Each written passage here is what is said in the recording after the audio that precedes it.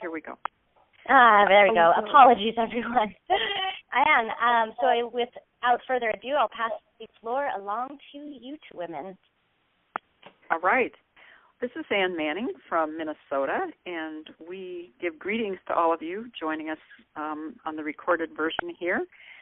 I bring wishes from all the great teams here in Minnesota and those nationally who are engaged in creating the next Women's Congress for future generations. As you know, we look forward to welcoming you to Minnesota this coming November. And today, my friend and colleague, Julie Ristow, who is co-director of On the Commons, will be the discussion leaders today. So I'm going to start with a few ideas that are emerging for the next gathering, and then Julie will speak in more depth about the Commons work that she's been involved with for a number of years now and how that links to the Women's Congress. I thought I would start by sharing some experiences that we have been having this fall. We've hosted some house parties as well as other gatherings with women to talk about the Women's Congress and what it's about. And one of the things that we have done is often to start by saying, I believe the earth is in peril, and we, the women, withdraw our consent to that future. So just take a moment and take in those words. The earth is in peril, and we, the women, withdraw our consent.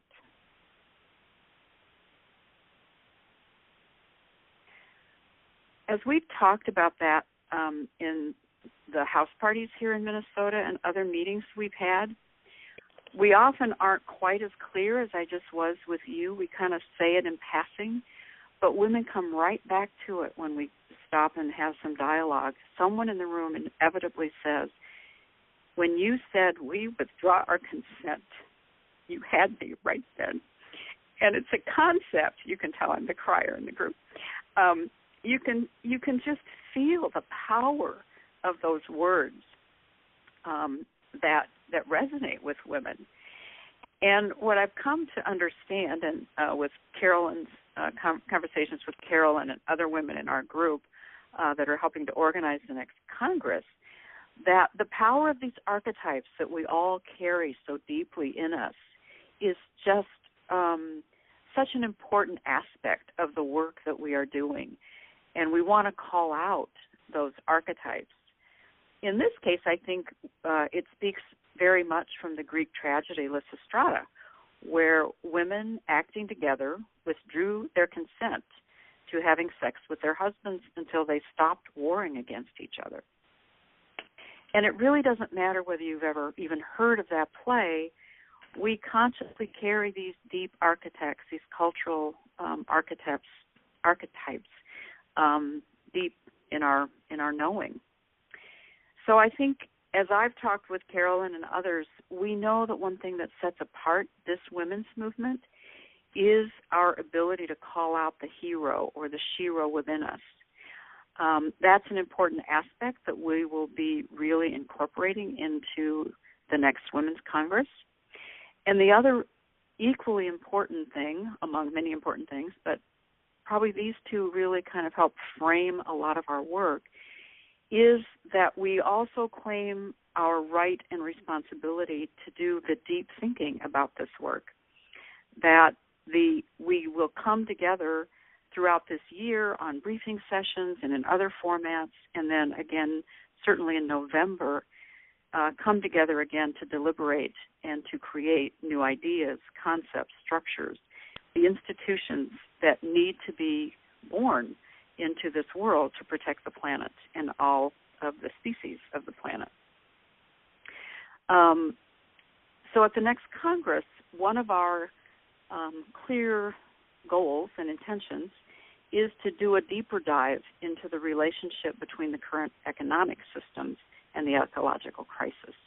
While that certainly is threaded in the Declaration and was present in the first Congress, we believe that it needs more calling out now and more creating a more visible ability to see those links that we all really need to do that work to see how much the destruction of the planet is being driven by many of our current economic structures.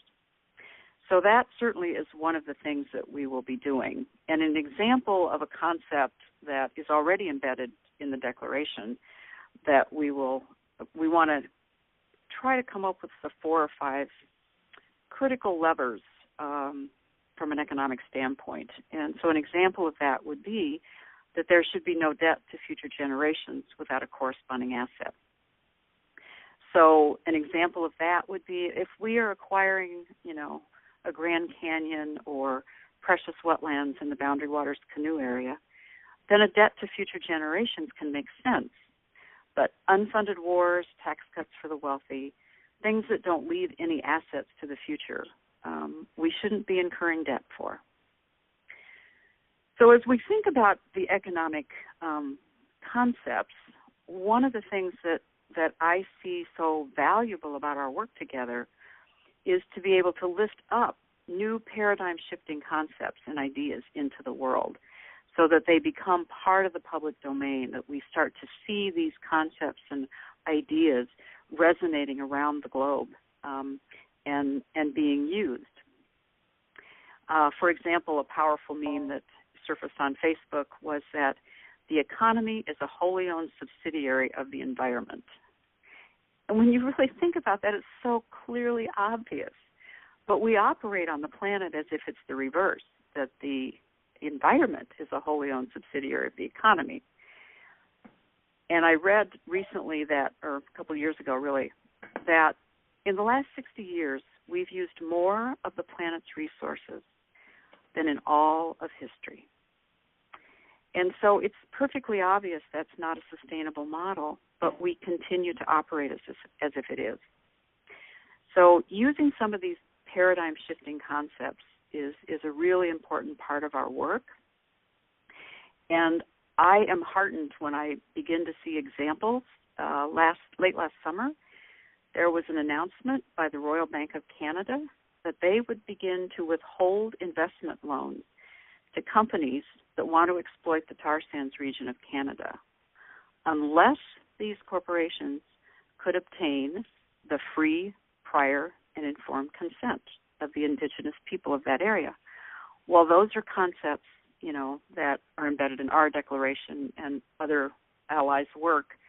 And so to begin to see basically a Wall Street bank use that kind of terminology, for me, was an extraordinary sign that things are beginning to shift, that we are beginning to see the impact that the kind of work we're doing together is really going to make a difference.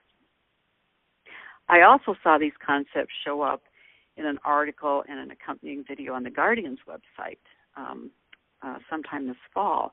There was an interview with some older, probably 60, 70 years old men and their wives in Texas, ranchers. And it opens with these men sitting around a picnic table under a tree, the only shade you can see for miles in what must have been a 110-degree day. And they're sitting there praying for water. And then they interview them and they interview their wives, and they talk about the depth of the drought and that they now turn on their kitchen taps, water faucets, and get nothing out. And you begin to hear the pain in their voices about, I can't bathe my granddaughter. I can't bathe my 95-year-old mother. And their anger and powerlessness that they feel in seeing water in their counties continue to be sold for fracking. And they know that the combination of climate change and fracking has literally used up the commons, their water. And so I begin to see how the power of new ideas and new concepts can really make a difference. And Carolyn, I think, is just brilliant in helping us understand that part of our work together is to think deeply, to both create these new ideas and think about how we can use them in the world, those actions going forward. When we think about the Women's Congress in 2014, it's a launching pad. It's not an end in itself. It's the launch. Obviously, the first Congress in Moab was the first launching pad, and now we're launching another segment, another phase of the movement.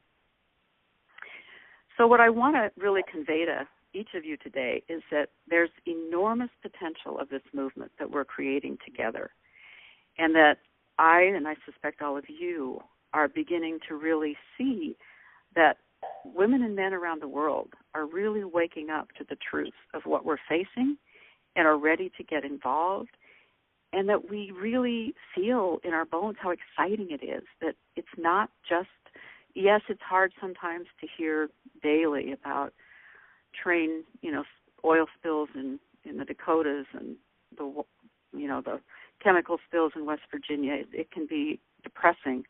At the same time, there's just a tremendous excitement and exhilaration of coming together, thinking together, working together, and I just feel like we are really in the right place at the right time, and there's no place else that most of us, I think, want to be doing, no other kind of work that feels as important as what we're all doing together right now, and each in our own way.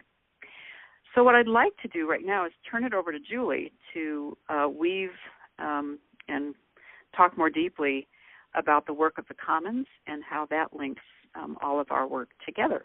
And then we'll entertain your comments and questions. Julie? Thanks, Anne. This is Julie Ristow. I'm living here in Minneapolis, Minnesota, and I work with an organization and help co-direct On the Commons, which was really created over a decade ago to look at a different kind of worldview, as Anne was talking about the need for paradigm-shifting concepts. The Commons is not a new concept. It's a very old and ancient body of work, and what On the Commons was created to do was to try to resurrect some of this thinking and notion concepts about the Commons and, kind of reinvigorate the debate and the conversation about how it is we're living and choosing to live in a totally fundamentally market-oriented world. And so it really was a worldview kind of organization. In the past few years, we've spent quite a bit of time thinking about really what it means to practically do this work and how it is that you help people see and name and think about the Commons. And along with that, then what are the structures and approaches and practices that we need to start to work towards? And we use that word working towards really mindfully, because when you're shifting paradigm, it's a process. And you're working towards, and you don't just land. So part of what I wanted to just talk about today was my initial attraction, and all of ours at On the Commons, to this wonderful idea of the Women's Congress for Future Generations.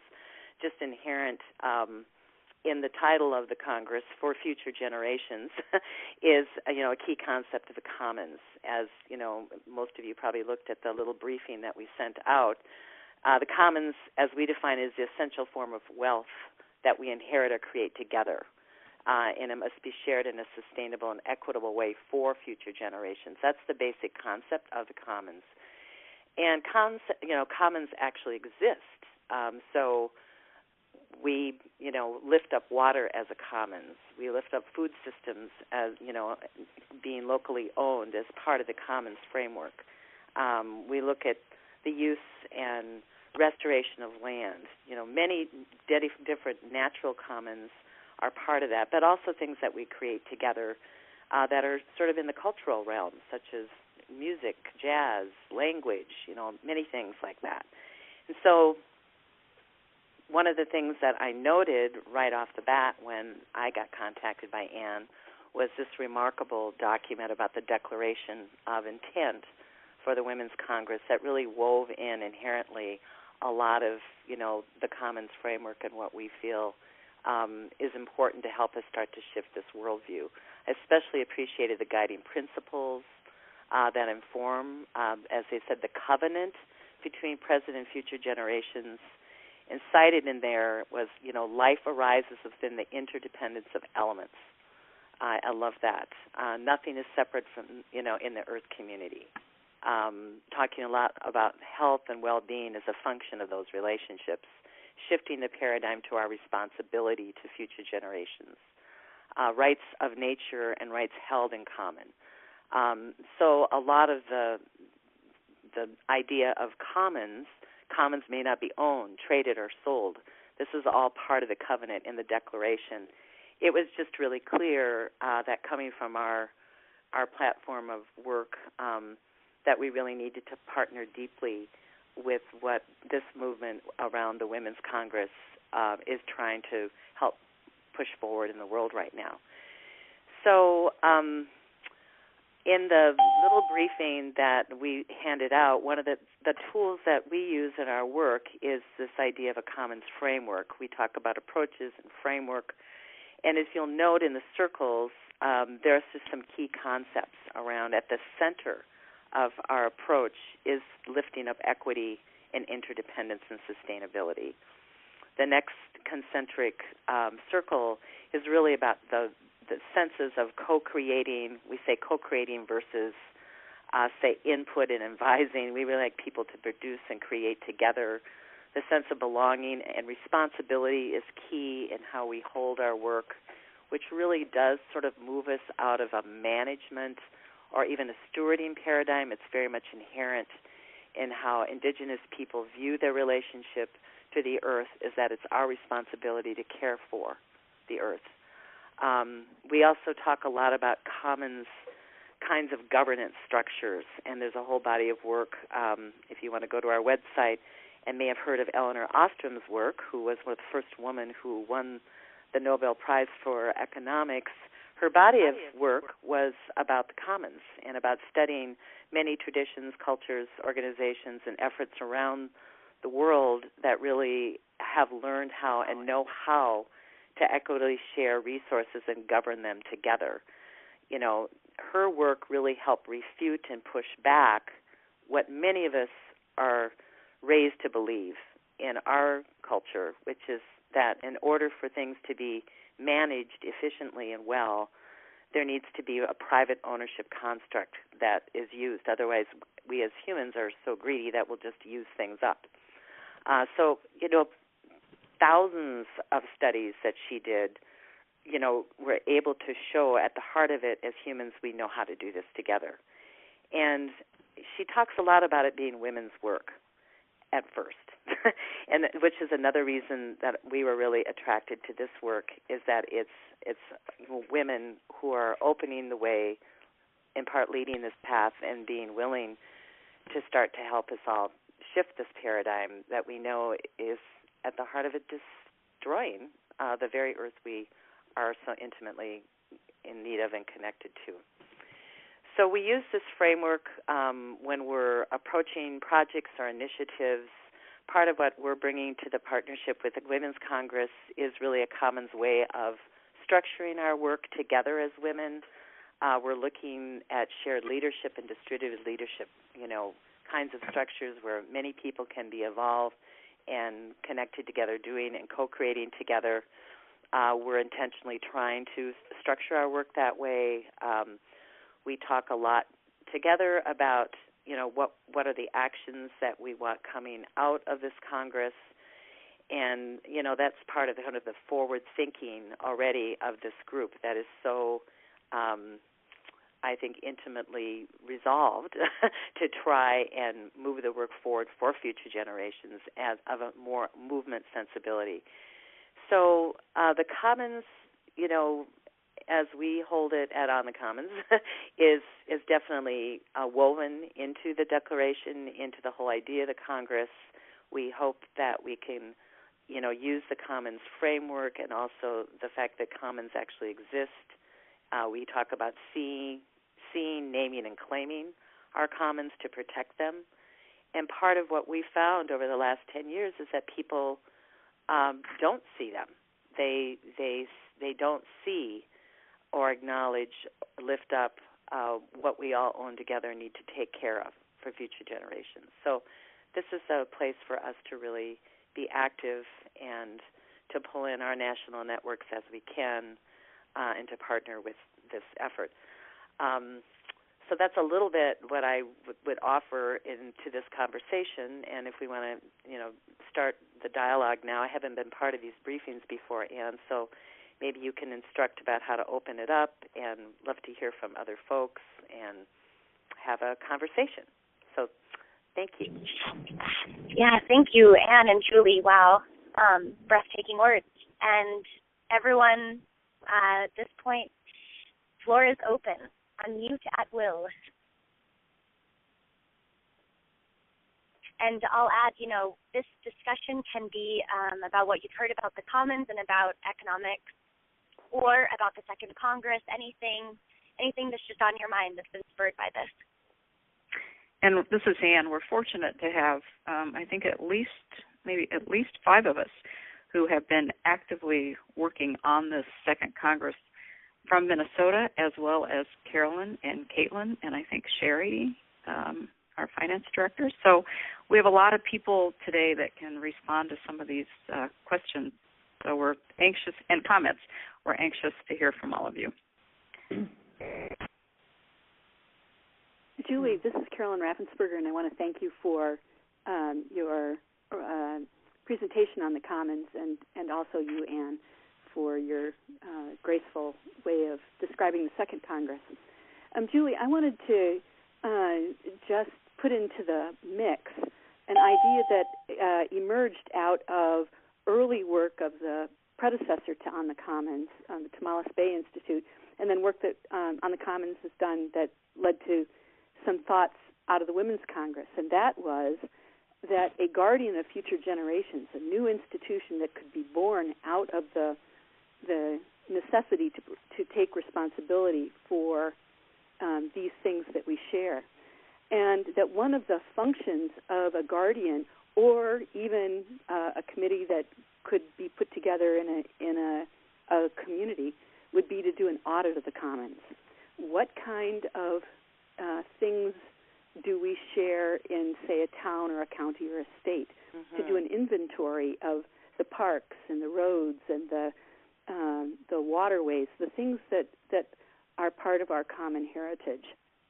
And as part of that audit, to report it in the budget, annual budget report of whatever the governmental jurisdiction might be, because these are the shared wealth. And then also to do a plan for increasing the health and well-being of those commons and restoring the ones that have been damaged and turning them over to future generations in better shape than we got them. I wondered if you had thoughts on that or other materials that would help people do an audit of the commons. Yes. Great. Thanks for bringing that up. And I was going to engage with you, too, about the connection between the precautionary principle and the commons, which I think has such a strong connection. Yes, we really have experimented a lot with auditing, or having a group of people in a community start to see and name in a legitimate way and the commons that are part of the infrastructure of the community. And it's been really interesting to, we started that practice back in 2005. It was one of the first things we were doing, 2005, 2006.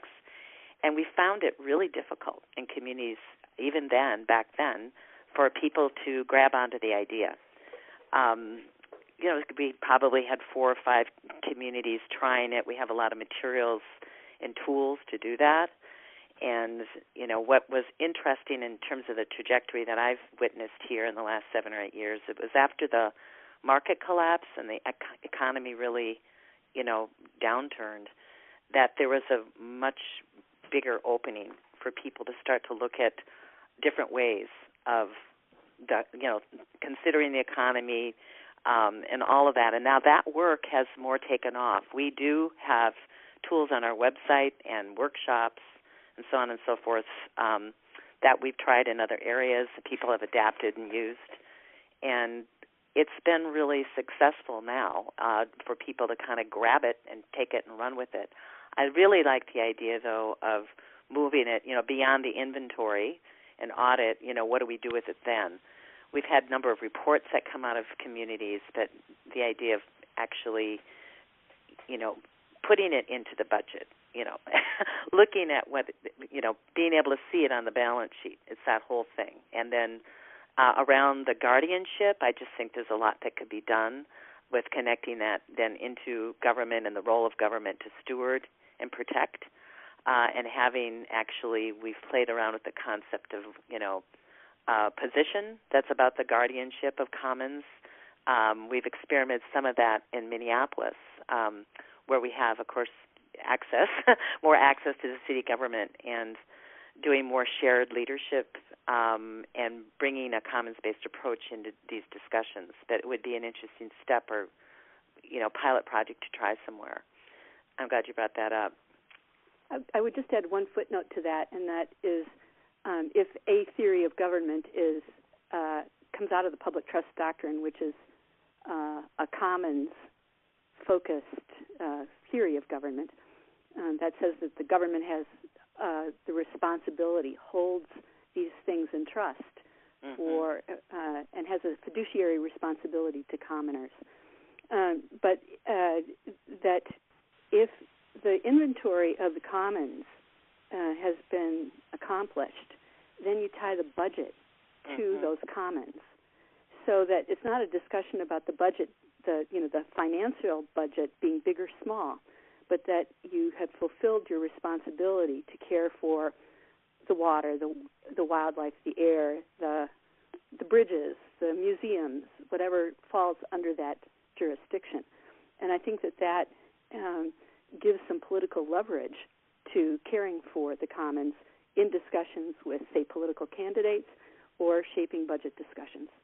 Yeah, that's so great. I tend to go with you and think that way, and also just to add that our commons work, there are many different diverse opinions in the work, and there's a number of people who feel if we take that step, then we're monetizing, or you're putting it into the market kind of construct. It's been an interesting debate, but I actually think this whole conversation and the governance piece of it should be part of what we're thinking about as a track in the Women's Congress around a different way of economics, and it can help inform that. I think we can have some really creative fun with trying to construct these conversations and panels and workshops that could get at that.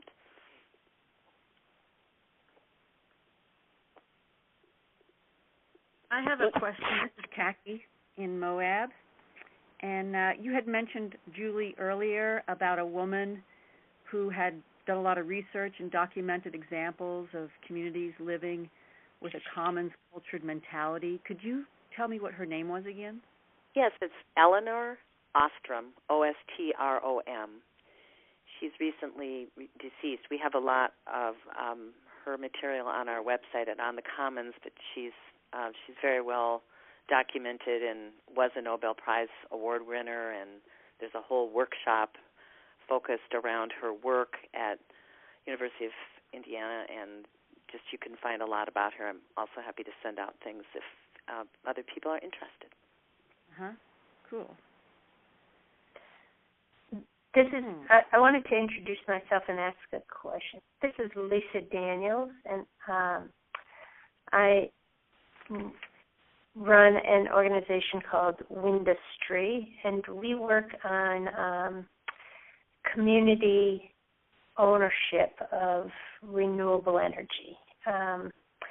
And I really think that there is a strong connection, and I'm intrigued by this whole body of work that you're doing here about the commons, because we have been working on developing renewable energy where there are more elements of local ownership, and so that as much of the economic benefit stays as local as possible. And, I think, where the sun shines and where the wind blows, if you can harness that energy and use it locally before burning fossil fuels or whatever, then that is a good set of priorities for, for communities to work towards, and that's what we pretty much are working on. But I think you guys have languaged this and are putting this together in a way that it addresses a lot more, just a lot more than just the energy infrastructure. So I'm just intrigued and love hearing this stuff. Right. Thanks. Where are you from, Lisa? Right here in Minneapolis, actually. Oh, great. And we were in the Good. same building for a while. Yes, Great. yes. But Funny. never got to this level of conversation in the kitchen. Yeah. Yes. Exactly. Yeah. Well, ownership is at the heart. I mean, who benefits? How is ownership constructed? That is really very important to the whole idea of the commons. And we even get caught up a little bit with that with our water work, because we talk about that water doesn't, belongs to all of us and none of us. It's that whole thing about sacred, and our Great Lakes Commons work is very much focused on transformed governance over a 10-year period, and it's based in a very braided sort of conceptual holding of how the commons connects, to and is braided with indigenous wisdom. And, they don't use the word belonging, folks that are in leadership there. It's been really interesting to try to find the language around it, and to note, even that kind of paradigm shift with ownership. So it's a whole juicy discussion. Yeah. So, I'm just saying that let's get together, let's talk more. We moved away, but we're just 3 blocks away from where you guys are. I knew, yeah. Well, let's do that, Lisa. That sounds great. Hi, this is Rebecca Kramer from Minneapolis, and I'm really thankful for this discussion. The talk about archetypes, women's archetypes that Ann Manning brought up in the beginning, just has struck me now when we're talking about economic issues, thinking about the amount of work, economic value that women's work, caretaking, both for children and elders, has done over the years, which is also kind of a commons of taking care of people, young people and old people, and also the work that women have done throughout history in the botanical realm, knowing about plants, knowing how to create medicines. And I was just thinking, well, this is a talk about economics, and I'm thinking, women, it would be interesting to lift up the amount of economic value that women's work has been, women and men, but predominantly women, over the eons of time, that has been really part of a commons of taking care of each other and the earth. Yeah, so true, Rebecca. And I know Rianne Eisler has certainly done a lot of good work on that in her new book, The Caring Economy. Mm-hmm. Oh, okay. How invisible, it structures everyone's life.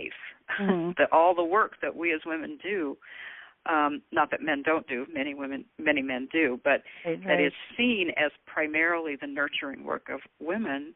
Mm-hmm. The economy and the culture would collapse without us doing it. And yet, I love what you're saying. I hadn't made the connection, but you made it for me, that it's just like when Julie said people couldn't see the commons 10 mm-hmm. years ago. They can today. And I think people couldn't see the economic value of women's work in the way it's beginning to be understood now a little bit better. So that's great.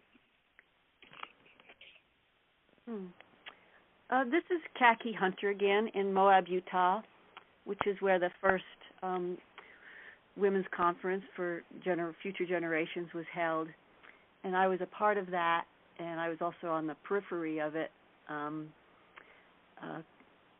But one of the things that really struck me recently is a building project that I was doing in addition onto a part of my house, and I realizing how many materials I was sort of obliged to use that were not available where we live anymore.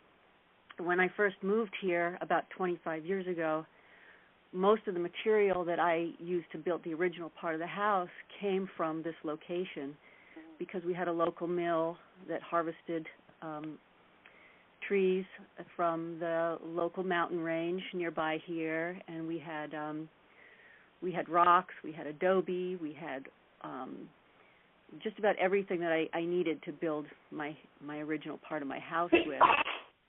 Since then, all of that has disappeared, and we're slowly trying to figure out how to bring that back, because I'm realizing that when all of our materials that we use to build and furnish our house and our interior of our houses with comes from our location, comes from local vicinity, made by people we know, we create a relationship with that place.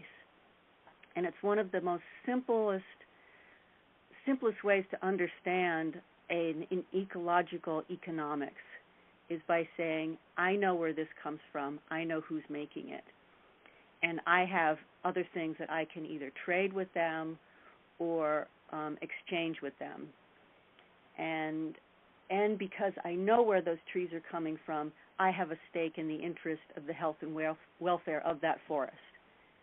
But when we don't know where anything comes from anymore, then we lose that, we sever that relationship. So I think the more that we can just reintroduce the concept of not just buy local, but make local, and make the links of like, well, what businesses are already established and how can they benefit from each other, and what do we have within our recycling centers that can be remade into useful things that we can use now, here. It's a really powerful story, Kathy. Yeah, really powerful. I think that's such an important thing that we're searching for in our actions, our words, and how we are trying to do our work, is this sense and ultimate feeling of disconnection from each other, from the earth. It feels like we're at the end of this industrial paradigm that we've been living in, and what has it reaped? I couldn't agree with you more. We talk a lot. I have a teenager, and about skills, just basic understanding of where things come from, how to cook, how to make things. I was struck that you said not just buying but making, and I think that there's just a real surge and wave of that yearning right now with our young people. At least I'm really picking that up, and I just really appreciate that sentiment. I think that's part of the new economy is that very story. Mm-hmm. This is Carolyn again, and one of the things that we talk about, the language that we use for that kind of economy, the one that nurtures all the relationships, is an owl economy. There's the bear economy or the bull economy, but to imagine the owl economy. And I had this image of the mother owl making her nest, and she can only make it from local materials. But the owl economy is the wisdom economy. It's the economy that tends those relationships, that honors the care, that honors the restoration and the mending, that honors the passing on to future generations. Really smart couple of people who are working with us from an organization called Smart Mean is doing a narrative about that kind of economy and future generations. And the tagline to the story, the little video that they're proposing to do, is, where does the wise old woman hide her money? And the answer was, she hides her money in the future of her grandchildren. I love that. I love that it's owl. I just love what it conjures. I do too. So great. There's an owl on the dollar bill. It's hidden in the dollar bill. Yep, that's. I have to go look. Well, there's Rebecca again. OWL is also the abbreviation for Older Women's League in Washington, and we have some state. I'm involved in the state chapter in Minnesota, and I really love the different cultural meanings with owl, because in some cultures the owl represents death, and Joanna Macy talks about how some of the old paradigms, are going away, and out of that material the new paradigms are being formed. So it's, death is part of the cycle. Mm-hmm. The owl can represent wisdom or death. Mm-hmm. This is Caitlin Butler from Utah, and I just have been loving hearing kind of pieces from what Anne said, Carolyn said, Julie said, Kaki said about what it means to be a present generation person who also needs to kind of carve out a space for learning for the future generations, and being on the younger side of the group and having had the utter joy and privilege of learning from such wise women over the course of this 2-year relationship. I love the idea of, adding to our principles or adding to our responsibilities as present generations, the very act of becoming teachers as well. And, as you described, kind of finding your daughter and teaching her these things, these skill sets that for my generation is very, very much lost, and is very, very much, I spend all my days at the desk in front of my computer, and my partner and I joke about how we have very little apocalypse skills. If the apocalypse happened, we might be on the weakest link of the chain, because while I can type very fast, I don't have any idea how to hunt or sew clothing or those things that really are at the base of what it means to be what we've been discussing, a female in the world. So I just wanted to throw out there as well that I think that this idea of future generations and present generations is both, a binary and also an ever-moving cycle. And we constantly need to be carving space to be teachers for those that will then be the next present generations. We're always both the future and the present, right? Mm-hmm. Yes. This is Sharon.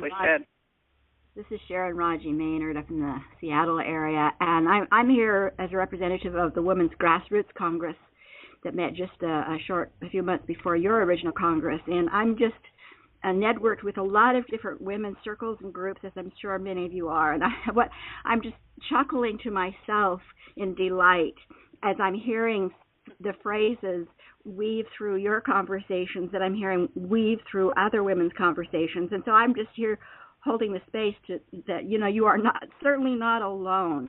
And it's just delightful to see that there is an invisible connectiveness between women emerging right now that I think we're going to be delighted as we see it more and more in reality. So just loving the conversation. Thank you. Thank you, Sharon. Thank you, Sharon. Thank you so yes. much.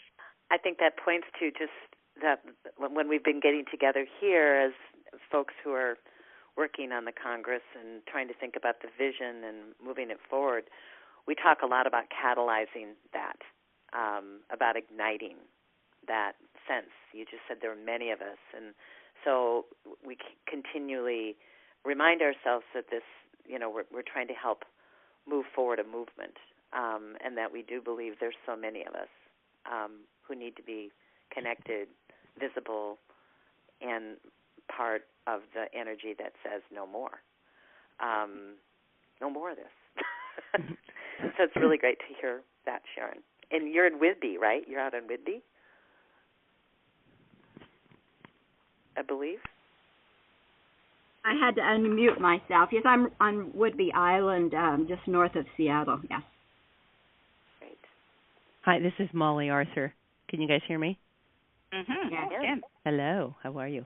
I have two thoughts kind of on opposite spectrum. Some of my work around mother-baby and around women is a look at our bodies as commons. And it's a provocative idea and a very intimate one that we are a part. We are, of course, the commons because we eat and drink and breathe the commons. And so this is a very intimate story for us, particularly as women, as life givers, and this is why I'm so committed to the future, to this organization and the future generations. And I do want to say I have this tremendous sense of women's energy around the collective movement, and I'm calling it the Women's Collective Matrix, because matrix means womb in Latin and is a naturally formed enclosure for new forms and new growth. So every woman I talk to, I say, well, do you feel this? Do you feel that you've got your own intimate personal story, but you're now connected with other women in this work? And invariably it's yes. And so it's such an important aspect. And I think that the real basis is for us to learn not to give the consent. I think that's the most clear step that we can take in standing, in our truth, standing in our authentic responsibility and our authentic authority. We have an authority that we need to live, and on the intimate level and on the collective level. So it's very rewarding for me to be a part of this. I have 2 conversations that we in NorCal have a very strong core group. It's absolutely delightful, and I'm going to have a convening conversation around the Declaration with a forum on racism and with a group of birth workers. And then I'm going to be a part of the Birth Keeper Summit, which is so marvelous. It started from Earth Keeper, and they're birth keepers. This summit will be in June in San Francisco, and I'm going to be on a panel talking about the Women's Congress for Future Generations, and they hope to have 500 women come to this. So the merging and the converging, I feel the network of what women are doing is so strong right now. It's just a constant reach out and a constant exchange of ideas coming from different places where we ultimately are all together in this work. Molly, first of all, I want to pay tribute to your wonderful commitment and your insights over these years.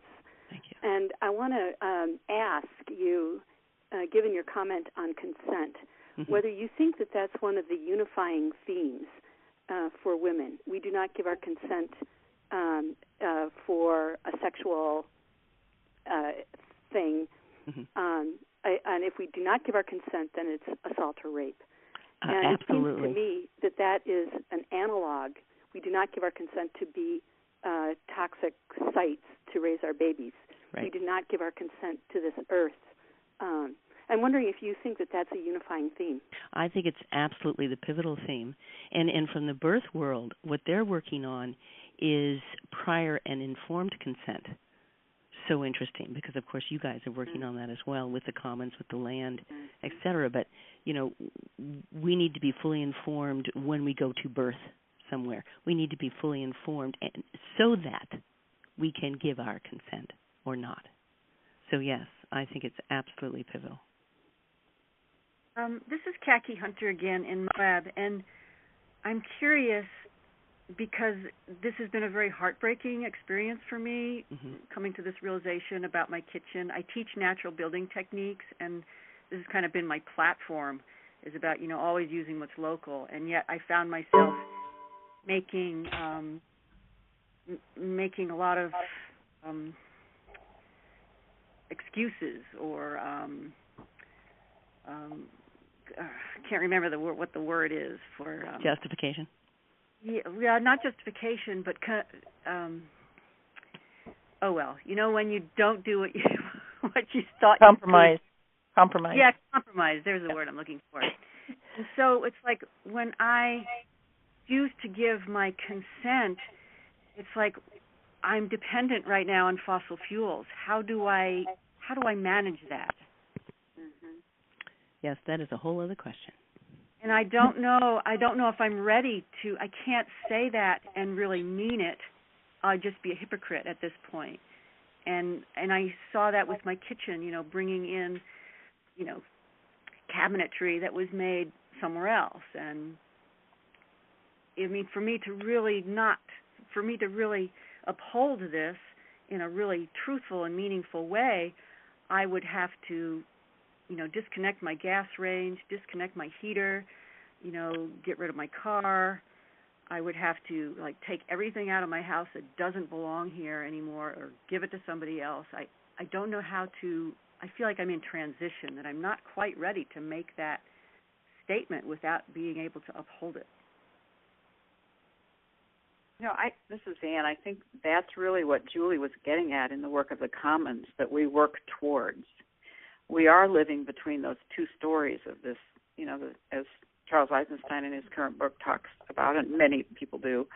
This is the one that's resonating with me right now, of we've been living the story of separation, mm-hmm. and we're now beginning to live into the story of deep connection, where we know everything is related. But we are in that, we're between stories. So I think every one of us struggles with that, and we can't just turn the switch and be in the new story. It's a movement toward.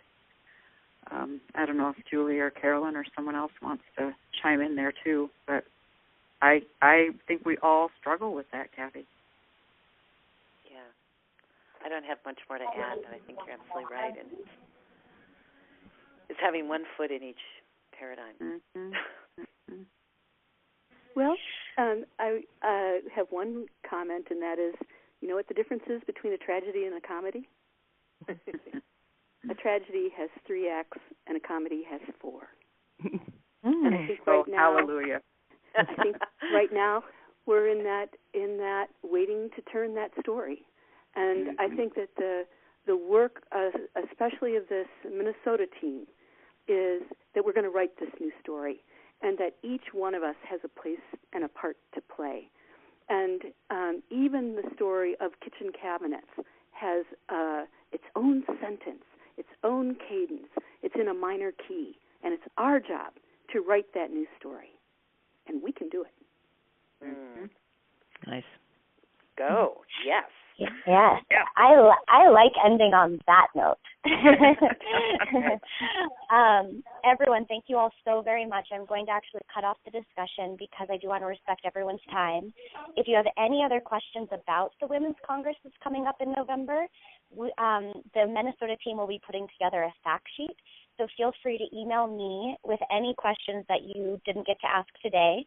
My email, for those of you who didn't receive it, it's Caitlin, Kaitlin, Ann Butler, Butler, no periods, @gmail.com. And I just want to tell the speakers thank you so much, and discussants, wow, bringing so much to the table. Please let people know about this series. It's getting bigger each month, and I really feel like it keeps up the energy. It's easy to get depressed about this stuff, and I think it's important that we're all there for each other. So please spread the word. And then for anybody who's called to get even more involved, people based in Minnesota, Ann and Jan are there, as well as their team, and anyone in the Northern California area, feel free to reach out to me. I can link you up with Molly Arthur and her team. They're doing a lot of stuff on the ground as well. So thank you, everyone. Have a great rest of the week. Thank you. Thank you, everybody. Thank you. Thank you. Thanks a lot. Bye. Bye-bye.